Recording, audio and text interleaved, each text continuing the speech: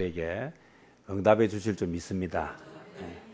오늘은 신앙은 방향성입니다 라고 하는 제목으로 함께 은혜를 나누고자 합니다. 한국은 지금 매우 어려운 시대를 지내고 있습니다. 특별히 한국 교회가 그렇다라고 할 수 있습니다. 그래서 부흥을 이야기하던 참 좋은 그런 때가 있었는가 이제 기억에도 없을 정도로 지금 교회가 많은 어려움에 처해 있습니다.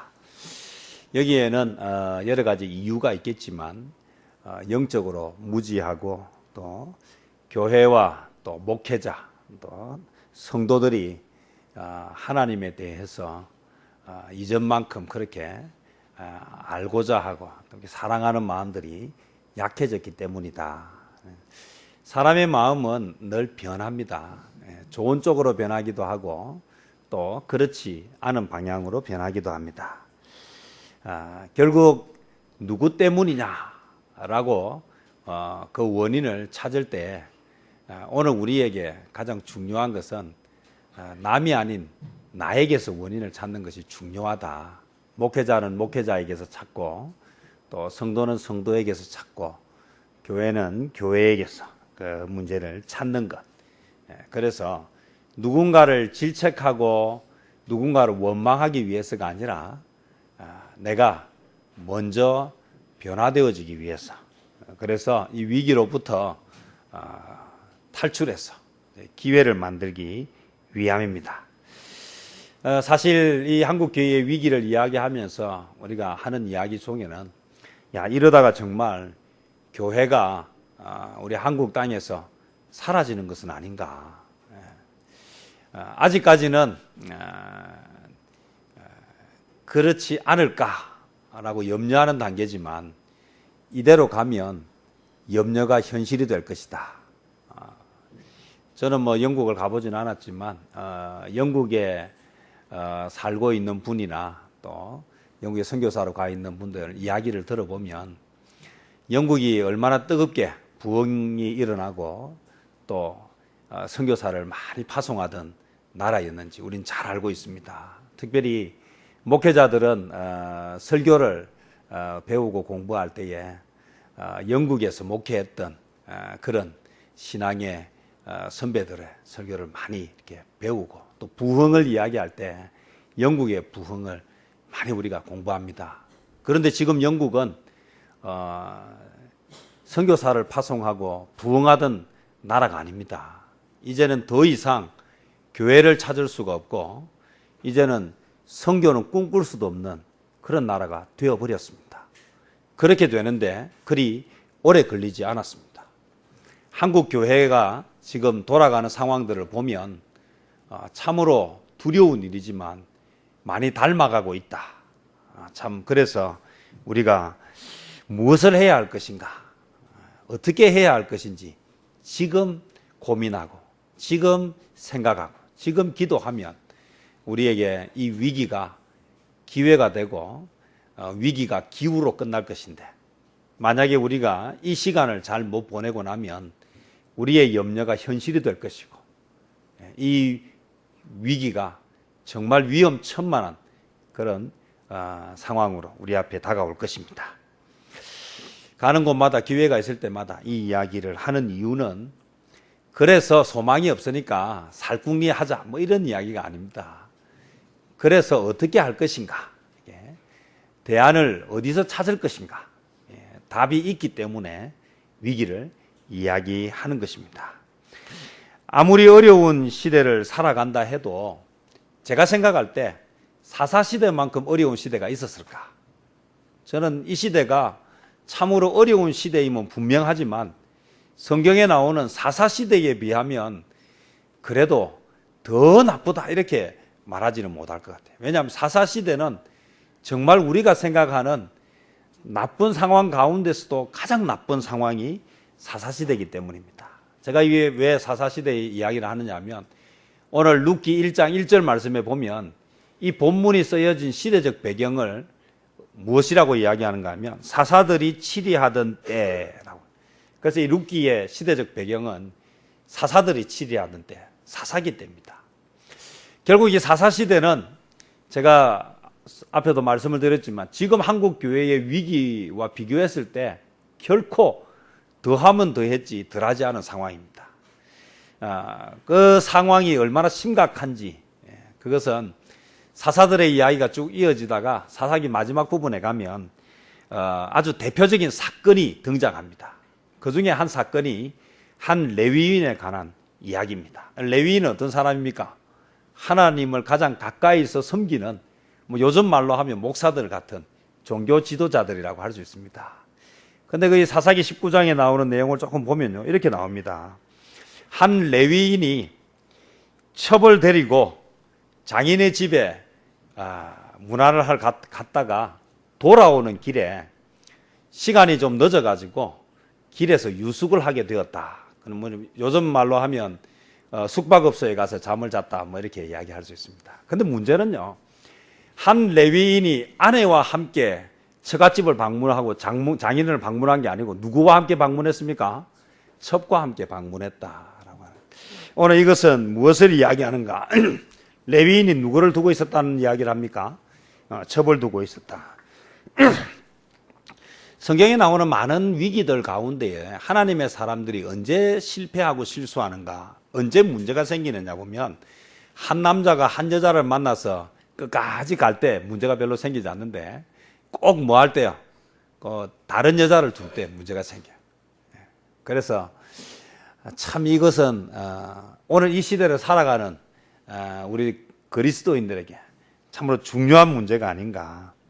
하나님께 귀하게 쓰임받던 사람들이 가끔요, 우리가 칠계라고 이야기하죠. 그렇게 정욕의 문제로 넘어지는 경우도 많습니다. 그래서 이건 누구도 나는 아니다라고 말할 수 없을 정도로 참으로 쉽지 않은 문제고, 정말 조심하지 않으면 누구나 그 죄를 범할 수 있다. 결국 이 레위인이 첩과 함께 장인 집에 갔다가 돌아오는 길에 날이 저물어서 유숙을 하게 되는데, 그곳이 어디냐 하면 베냐민 지파의 땅 기브아에서 유숙을 하게 됩니다. 그런데 그곳에 불량배들이 있었어요. 그 불량배들이 외부에서 타지에서 사람이 왔다 하는 것을 알고는 와서 시비를 걸고 괴롭히죠. 그래서 그 집 주인이 손님이 있으니까 제발 좀 조용히 해달라. 이들이 전혀 수그러들지 않고 점점 더 난폭해지니까 이 레위인이 무슨 짓을 하느냐 하면 자기 첩을 그 불량배들에게 내어줘요. 야, 이 정도 되면 레위인 정신 상태에 심각한 문제가 있다고 하지 않겠습니까? 그래서요, 불량배들이 이 레위인의 첩을 데리고 성폭행을 합니다. 그래서 윤관이라 해서 돌아가면서 그래 성적인 만족을 취해요. 근데 더 충격적인 것은요, 성경에 보면 이 불량배들이 이 레위인의 첩을 그렇게 희롱하다가 새벽녘에 동틀 때쯤에 그 여자를 유숙하던 집 앞에다가 버려두고 갔어요. 근데 그때까지만 해도 이 여인이 살아 있었어요. 문제는요, 레위인이 이 여자를 발견했던 시간이 언제냐 하면 아침이 되고 밝아졌을 때 발견했다는 거예요. 자, 그러면 생각을 한번 해보십시오. 첩을 불량배들에게 내어주고 나서 이 레위인이 뭘 했다는 말입니까? 잠을 잤다는 거예요. 우리가 키우던 개가 집을 나가도요, 사람이 잘 수가 없어요. 누가 그런 짓을 하고 있느냐? 레위인이라는 거예요. 하나님 앞에 예배하고 하나님의 말씀을 가르치고 하나님의 말씀과 함께 사는 사람도 이렇게 될 수 있다. 이 정도 되면요, 이건 뭐 볼 것도 없습니다. 종교 지도자가 그 정도면 뭐 그 당시 사람들은 말할 것도 없다. 사실 우리가 뭐 목회자들 중에 그 참 득스럽지 못한 일로 문제가 생기면 참 그 마음 아프지 않습니까? 그때나 지금이나 뭐 그리 많이 다르겠습니까만은, 그런데 거기까지는 또 그런 대로 이해가 되는데 그 다음에 제가 이 레위인의 하는 행동이 더 이게 참 마음이 아파요. 어떻게 합니까? 그렇게 죽은 자기 첩을 12토막을 내가지고요. 12지파한테 그 토막난 시체를 보냅니다. 왜 보냈습니까? 내가 이래 억울한 일을 당했으니까 너희들이 좀 이 원수를 갚아달라. 우리 세상 사람들이 하는 방법입니다. 악을 악으로 갚는 것. 이거 우리 예수 믿는 사람들이 참 조심해서 경계해야 될 일인데, 그래서 12지파에게 그 시체를 12토막을 내가지고 보내죠. 그 시신을 받아든 이스라엘 족속들이 분노해가지고요. 저는 여기서 질문을 하고 싶은 것은요, 그들이 그렇게 분노할 만큼 그들이 그렇게 거룩했을까? 그들이 그렇게 바르게 살았을까? 우리 말에 뭐 한 놈이 뭐 한다는 이야기가 있습니까? 사람이요, 나쁜 놈이 더 분노합니다. 뭐 묻은 개가 뭐 묻은 개 나무란다고요. 지가 한 것은 다 온데간데 없고, 누가 잘못했다 하면요, 자기는 조금도 잘못하지 않는 거룩한 사람인 것처럼, 오늘 저와 여러분 어느 교회에 뭐 중직자 중에 누가 무슨 잘못을 했습니다. 가십거리처럼 막, 야, 누가 그랬다더라. 제발 그런 짓 하지 마세요. 돌아서 생각해 보면요, 각자 자기 모습을 돌아보고 정신 차려야 되는 문제지, 그게 막 그렇게 뭐 떠들고 옮기고 할 거리는 아니라는 것입니다. 오늘 제가 이 레위인을 비난하려는 것이 아닙니다. 저는 이 본문을 보면서 저도 그런 인간이 될 수 있다. 오늘 우리가 이 말씀을 들으면서 오늘 여러분도 그럴 수 있다. 그래서 용납해주고 용서해주라는 것이 아니라, 그래서 자신을 돌아보고 자신을 점검하는 삶을 살자는 것입니다. 종교 지도자들이 이 정도 타락하면요, 그 시대의 타락상은 더 말할 것도 없이 심각합니다. 한국 교회가 지탄을 많이 받고 있습니다. 나는 교회가 부흥하고 성장하고 대형 교회 또 이런 분들이, 존경받던 분들이 오히려 더 많이 비탄을 받고 있는 것은요, 그분들은 악하고 그러면 작은 교회 목사는 선하기 때문이 아닙니다. 제가 이야기하지만요, 다 거기서 거기입니다. 인간이라고 하는 것은 다 약하기 거지없는 존재라는 것입니다. 시작보다 더 중요한 것은요, 마무리입니다. 끝이 좋아야 그 과정이 빛이 나는 것입니다. 잘하다가 마지막에 잘 하지 못하면 그 인생은 참으로 실패한 인생이 된다는 것입니다. 우리는 날 받아놓은 사람들 아닙니까? 살아가고 있지만 죽어가는 사람들입니다. 날짜를 모르고 있을 뿐이지 정해진 날짜에 다 죽습니다. 하루하루 죽어가는 우리가 뭘 해야 될지를 생각하는, 오늘 이 시대에 한국 교회가 위기에 처했다라고 하는 이야기를 들었으면 이제 저와 우리 성도님 각자가 내가 뭘 할 것인가를 생각해야 한다는 것입니다. 오늘 종교 지도자가 이 정도 되었고 오늘 그 백성들이 그 정도 되었다라고 하는 그 이야기를 오늘 우리가 보면서 나는 무엇을 할 것인가? 오늘 본문에 등장하는 인물이요, 엘리멜렉이라고 하는 인물인데요, 이 엘리멜렉이라고 하는 이 이름의 뜻이 무엇인가 하면, 하나님은 왕이다, 하나님은 나의 왕이다 라고 하는 그런 이름이에요. 자, 이름은 누가 지어줍니까? 엄마 뱃속에서 딱 태어나는 순간 나는 엘리멜렉이다 하고 태어났겠습니까? 태어났을 때 이름을 누가 지어줍니까? 부모님이나 할아버지 할머니나 또는 내가 이름을 붙여줬으면 좋겠다 하는 분을 통해서, 그 이름을 붙여준 사람은 그 이름을 붙여줄 때 어떤 마음으로 붙여줬겠습니다? 붙여줬겠어요? 그래, 너의 하나님은 왕이다. 그래서 왕을 섬기는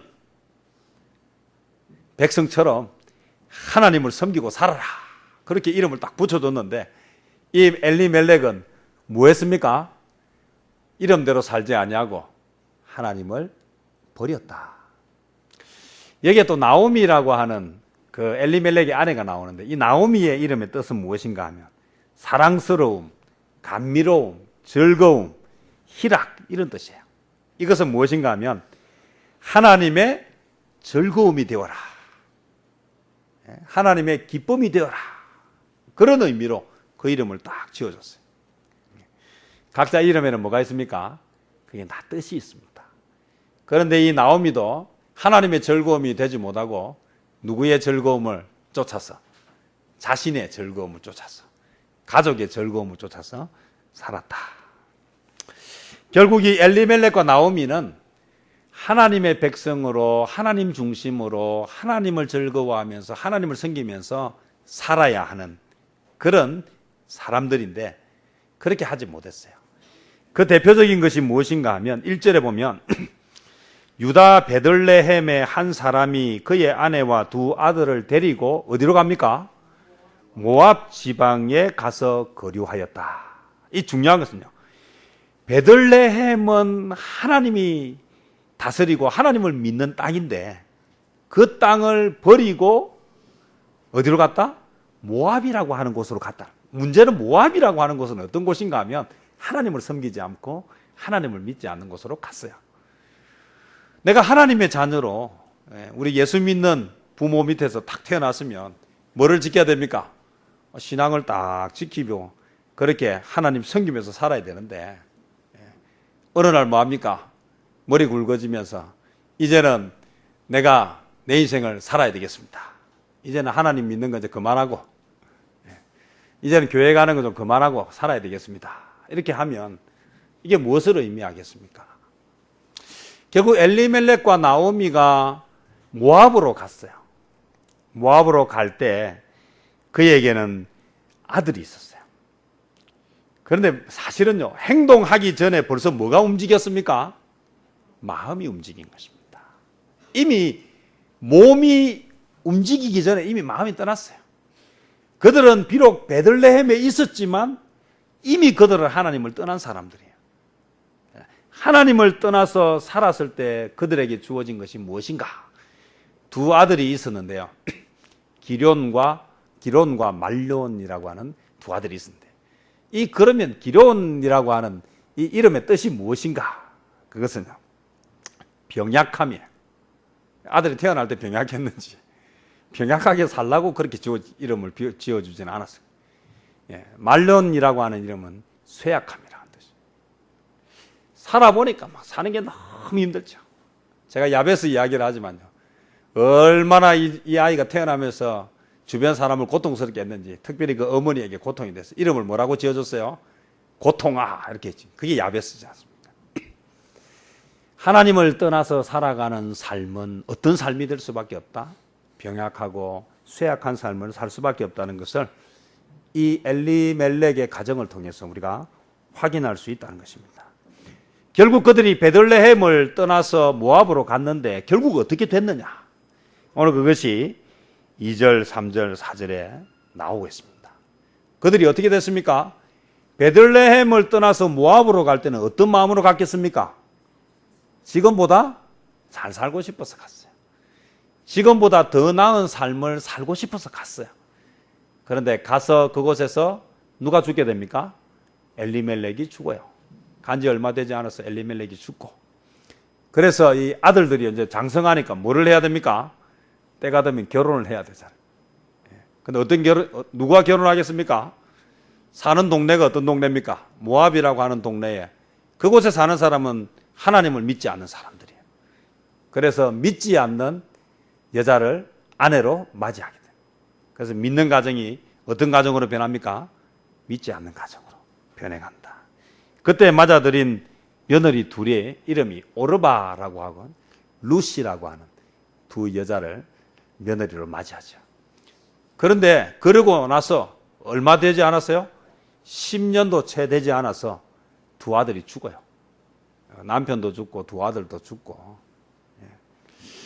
하나님을 떠난 인생이 어떤 결과를 가져오는지를 우리에게 보여주는 내용이 룻기 1장의 앞부분의 내용입니다. 여러분, 인생은 무엇을 선택하느냐의 문제예요. 오늘 저와 여러분 선택하는 인생을 살 때 선택은 이유가 있지 않습니까? 분명한 이유를 가지고 선택을 한다는 것입니다.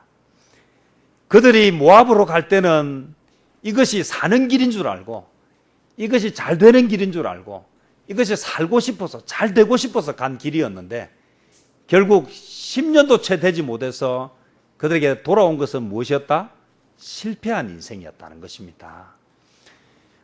오늘 우리가 이 말씀을 묵상하면서 나는 그럼 어떤 인생을 살 것인가? 내가 옳다라고 생각하는 그 길을 가서 그 결과가 정말 옳은 결과가 나올는지. 잠언 14장에 보면 그렇게 나왔어요. 사람이 보기에는 바르나 필경은 사망의 길이다 라고 하는 내용이 나옵니다. 내가 생각할 때는 바른 길이고 내가 생각할 때는 이게 사는 길인 것 같아서 선택했지만 그 선택의 기준이 내가 될 때, 그 기준이 하나님이 아닐 때 그 결과는 내가 원하는 것이 아닐 수 있다. 오늘 엘리멜렉의 가정은 더 잘 살기 위해서, 더 잘 되기 위해서 선택을 했는데 결과는 전혀 그렇지 못했다. 철저하게 실패한 삶으로 끝이 나게 되었다. 우리 한국 교회가 하나님께서 은혜를 주셔서 짧은 기간에 부흥도 하고 성장도 했습니다. 자, 지금 우리가 이제 무엇을 할 것인가? 나오미라고 하는 이 여인이 이 위기의 상황, 처음에 자기가 생각할 때 남편과 자녀들을 생각할 때 모압으로 가는 것이 사는 길인 줄 알고 갔는데 가보니까 그렇지 않더라는 거예요. 자, 그랬을 때 어떻게 해야 됩니까? 돌이켜야 되는 것입니다. 신앙은 무엇이라고요? 방향입니다. 오늘 나오미가 거기서 아이고 이제 남편도 죽고 자식들도 죽고 이제 내 인생 끝났다 하고 포기하고 주저앉았더라면 어떻게 되겠습니까? 오늘 이 룻기는 기록되지 않았을 것입니다. 옳다고 믿고 바르다고 믿고 잘 되려고 선택했던 그 길이 아니라는 것을 철저하게 깨달았을 때 뭘 해야 된다? 방향을 틀어야 하는 것입니다. 아니라는 것을 알았을 때는 뭐 해야 됩니까? 180도 돌아서야 하는 것입니다. 신앙이라고 하는 것은 무엇입니까? 신앙은 중심의 문제입니다. 어디에 내가 중심을 둘 것인가? 하나님을 믿는 백성은 결국 중심을 누구에게 두어야 하는가? 하나님께 두어야 한다는 것입니다. 요즘은 옛날하고 많이 달라져 가지고요. 이제 교회하고 집하고 거리가 어떻습니까? 좀 멀리 있는 경우가 많지요. 근데 사람이 가만히 들어보면요, 두 가지 말을 합니다. 아이고, 교회가 너무 멀다. 또 어떤 사람은요, 아이고, 집이 너무 멀다. 무슨 차이인 것 같습니까? 집이 너무 멀다라고 생각하는 사람은 뭐를 옮기면 됩니까? 집을 옮기면 돼요.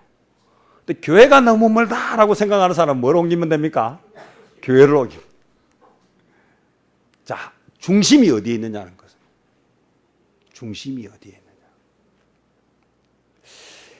오늘 내가 어떤 결정을 할 때 내 중심이 어디에 있느냐, 무게 중심이 어디에 있느냐에 따라서 그러면 기도가 달라집니다. 집이 멀다라고 생각하면 기도 제목을 뭐라고 내겠습니까? 집을 옮기게 해주십시오라고 기도할 거예요. 근데 교회가 멀다라고 생각하는 사람이 기도하면 뭐라고 생각하겠습니까? 교회를 옮겨주십시오. 그러면 이 나눔의 교회를 들어가지고 그곳을 옮길 수는 없잖아요. 오늘 저와 여러분, 중심이 그 사람의 행동을 결정하게 만듭니다. 결국 중심이라고 하는 것이 무엇이냐면 방향성이에요. 무엇을 보느냐. 근데 무엇을 보느냐는요, 사람 눈은 다 똑같습니다. 제가 이야기하지만요, 12정탐꾼이 가나안을 정탐하고 왔을 때 그들이 본 것은 똑같은 것을 보았습니다. 그런데 뭐가 달랐느냐 하면 중심이 달랐어요. 그들의 보고는 틀린 것이 아닙니다. 그들의 보고는 너무도 정확했습니다. 그들의 보고는 하나도 잘못 본 것이 없습니다.